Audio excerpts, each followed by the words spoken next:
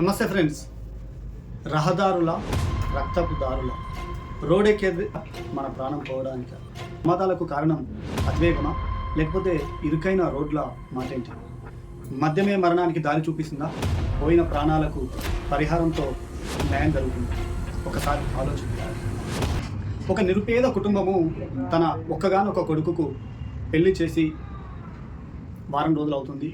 తన భార్య తను ఇద్దరు టూ వీలర్ వెహికల్స్ మీద అత్తగారింటికి బయలుదేరుతున్నారు. ఒక గంట తర్వాత ఇంటికి ఫోన్ వచ్చింది, మీ కొడుకు చనిపోయాడని. అప్పటికప్పుడు సంతోషంలో ఉన్నటువంటి కుటుంబం ఒక్కసారిగా విషాద ఛాయలను అనుకున్నది.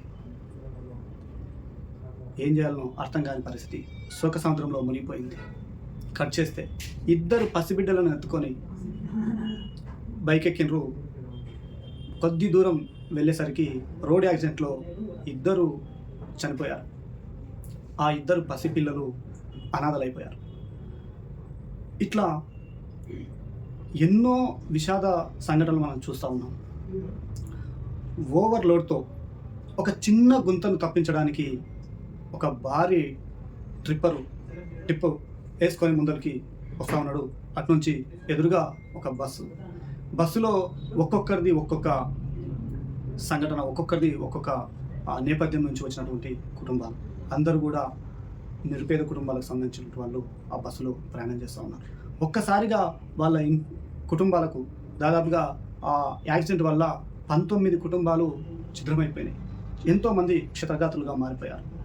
అది కట్ చేస్తే ఒక బస్సు పూర్తిగా దగ్ధమై ఎంతోమంది చనిపోయారు. ఇట్లాంటి సంఘటనలు విన్నప్పుడల్లా మన హృదయం విదారకంగా మారుతూ ఉంది. మరి వీటిని దృష్టిలో పెట్టుకుంటే దేశంలో ఒక గంటకు 55 ప్రమాదాలు జరిగితే 20 మంది చనిపోతారు. రోజుకు 480 మంది. సంవత్సరం లెక్క తీసుకుంటే 1,72,800 మంది ప్రమాదాల బారిన చనిపోతున్నారు. అందులో 18 సంవత్సరాల నుంచి 45 సంవత్సరాల మధ్యలో ఉన్న వాళ్ళు ఎక్కువగా ఉన్నారు. కట్ చేస్తే తెలంగాణ విషయానికి వస్తే రోజుకు 75 ప్రమాదం జరుగుతుంది. 13 మంది చనిపోతారు. నెలకు 590 మంది, సంవత్సరానికి 6,480 మంది. 2014 నుంచి 2025 వరకు, మొన్న జూలై వరకు 2,66,650 ప్రమాదాలు జరిగితే అందులో 86,186 మంది చనిపోయారు. ఒక్క 15 కుటుంబాలకు 20 కుటుంబాలకు మనం మాట్లాడుకుంటేనే ఇంత విషాదం ఉంటే మరి గడిచిన 10 సంవత్సరాల్లో చనిపోయినటువంటి కుటుంబాలలో ఎంతమంది అనాథలుగా మారింటారో, ఎంతమంది వితంతువులుగా మారింటారో, ఎంతమంది తల్లిదండ్రులను కోల్పోయిన పిల్లలు ఉన్నారో మనం వాళ్ళందరినీ లెక్క తీసుకుంటే చాలా ప్రమాదకరంగా ఉన్నటువంటి వ్యవహారం జరుగుతూ ఉంది. మరి మనము ఇంత ఘోరమైనటువంటి పరిస్థితులలో ఉన్నాము. మరి వీటికి కారణం ఏంటి? మనం ఎందుకు ఇంత మొత్తంలో చనిపోతూ ఉన్నారు అనేది కారణాలను మనం బయటికి తీసుకుంటే ప్రమాదాలకు అసలైన కారణాలు ముఖ్యంగా ఆలోచన చేస్తే అతివేగం అనేది చాలా ఎక్కువ జరుగుతుంది. ప్రమాదాలు అతివేగం వల్ల. తర్వాత కొద్దిగా డ్రైవర్ల నిర్లక్ష్యము, అధ్వానంగా ఉన్నటువంటి రోడ్లు మెయిన్గా ఉన్నాయి. రోడ్ల వల్లనే ఇరుకైన రోడ్లు, గుంతలు పడ్డటువంటి రోడ్లు, పట్టించుకునే లేదు, బ్లాక్ స్పాట్లను గుర్తించలేకపోవడము, తర్వాత ప్రమాదాలు ఎక్కువ జరుగుతున్నటువంటి ప్రదేశాలను కూడా బాగు చేయకపోవడము, ఇట్లాంటివి మనం ఎక్కువగా కనిపిస్తున్నాయి. మొన్నటికి మొన్న 19 మంది చేవెళ్ళే దానికి సంబంధించినటువంటి మీర్జాగూడలో జరిగినటువంటి ప్రమాదం కూడా ఒక చిన్న గుంతను తప్పించబోయే అంత పెద్ద మంది ప్రాణాలు కోల్పోయినారు. మరి వీటన్నిటిని మనం ఎట్లా బేరీజ్ చేసుకోవాలి? మన రాష్ట్రంలో 3 లక్షల కోట్ల రూపాయల బడ్జెట్. ఈ 3 లక్షల కోట్ల రూపాయల బడ్జెట్ల 2024-25 సంవత్సరానికి 5,790 కోట్ల రూపాయలని ప్రభుత్వము రాష్ట్ర రోడ్డు రవాణా సంస్థకు కేటాయించడం జరిగింది. 2025-26లో ఏమైనా బాగుపడ్డదా అంటే ఒక 100 కోట్లు పెంచి 5,907 కోట్లను ఇవ్వడం జరిగింది. మరి ఇట్లయితే అంటే బడ్జెట్ ఏమో 3 లక్షల కోట్ల బడ్జెట్, దానికి కేటాయిస్తున్నటువంటి నిధులు ఎంత అంటే చాలా తక్కువ, 2%. బడ్జెట్ మొత్తంలో 2% కేటాయిస్తున్నారు. మరి ఇట్లా చేస్తే ఎట్లా? వీటి వల్ల ఎవరు నష్టపోతూ ఉన్నారు? బాగా చిన్న కుటుంబాలే, ఎక్కువ ద్విచక్ర వాహనాల వారిగా చూసుకుంటే ద్విచక్ర వాహనాలే ప్రమాదాలు 10,927 ప్రమాదాలు జరిగితే 3,844 మంది టూ వీలర్స్ మీద చనిపోయిన వాళ్ళు ఉన్నారు. తర్వాత పాదాచారం నడుచుకుంటూ పోయేటోళ్ళు ప్రమాదం 4,354 ప్రమాదాలు జరిగితే 1,594 మంది చనిపోయారు.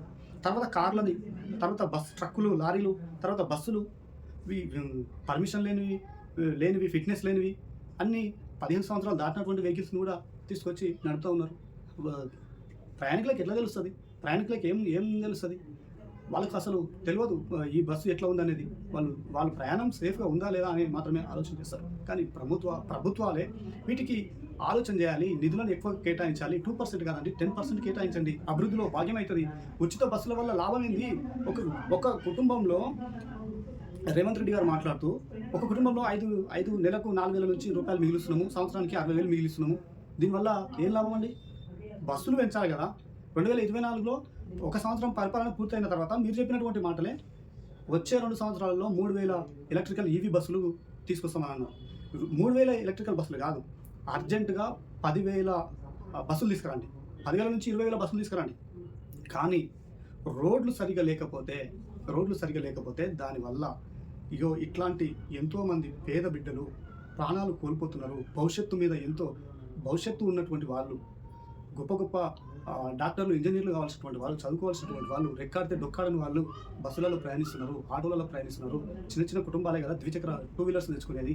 మరి వీటన్నిటి మనం రోడ్లు సరిగా చేయకపోతే ఎట్లా సరిగా అవుతుంది? దీన్ని బేస్ చేసుకుంటే ఎక్కువగా నష్టపోతున్నది. కనీసం బ్లాక్ స్పాట్లను గుర్తించలేకపోయింది ఈ ప్రభుత్వము. బ్లాక్ స్పాట్లను గుర్తిస్తే ఇంత పెద్ద ప్రమాదం జరిగేది కాకుంటుండే.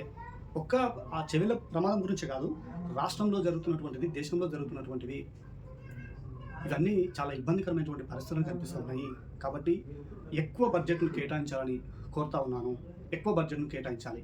గడిచినటువంటి మీ ప్రభుత్వం, కాంగ్రెస్ ప్రభుత్వం వచ్చి కూడా 2 సంవత్సరాలుగా వస్తుంది. అయినా కూడా ప్రమాదాలు జరుగుతూనే ఉన్నాయి. కాబట్టి వెంటనే అర్జెంటుగా వీటిని నివారించడానికి కావాల్సినటువంటి నిధులను కేటాయించి అభివృద్ధిలో భాగమైనటువంటి రవాణా వ్యవస్థను కూడా పూర్తిగా బాగు చేయాలని మనస్ఫూర్తిగా ఈ ప్రభుత్వాలను డిమాండ్ చేస్తున్నాను, కోరుతా ఉన్నాను. కాబట్టి మనం కూడా 2 వీలర్స్ మీద వెళ్ళే వాళ్ళు కూడా ఖచ్చితంగా హెల్మెట్ పెట్టుకోండి. తర్వాత కార్లో ప్రయాణించే వాళ్ళు సీట్ బెల్ట్ పెట్టుకోండి. ఇట్లాంటి ప్రమాదాల వల్ల 7 లక్షలు ఇచ్చి చనిపోయిన కుటుంబాలకు మనిషికి 7 లక్షలు ఇచ్చి చేస్తే కాదు. ఖచ్చితంగా ప్రభుత్వ వెహికల్స్లలో వెళ్తున్నటువంటి వాళ్ళకు ఖచ్చితంగా ₹1 కోటి ఎక్స్గ్రేషియా ప్రకటించాలి. ₹1 కోటి ప్రకటించాలి. అయితేనే అప్పుడు కానీ ఆ కుటుంబాలకు సరైన న్యాయం జరగదు. ఆ ₹1 కోటి వల్ల కూడా ఆర్థికంగా కొంత లబ్ధి జరుగుతుండొచ్చు, ఆర్థికంగా వాళ్ళు కొంచెం పరిపుష్టిగా ఉండొచ్చు. కానీ తల్లిదండ్రులు లేని లోటును ఎవరు కూడా పూడ్చలేరు. దాన్ని మళ్ళీ మనం తీసుకురాలేము. కాబట్టి కనీసము ఈ రకంగా ఉంటే బాగుంటుంది. ₹1 కోటి పరిహారం అందించాలి. ప్రభుత్వ వాహనాలలో కానీ, లేదంటే ప్రభుత్వానికి సంబంధించినటువంటి దాంట్లో కానీ చేయాలని కోరుతా ఉన్నాను.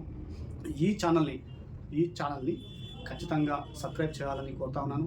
అలాగే లైక్ చేయండి, కామెంట్ చేయండి, షేర్ చేయండి. మనం ప్రశ్నిస్తూనే ఉంటాము. నిజాలను తెలిపేందుకే మన ఛానల్ ఉంది కాబట్టి దయచేసి మళ్ళీ ఒకసారి కోరుతా ఉన్నాను. Thank you very much.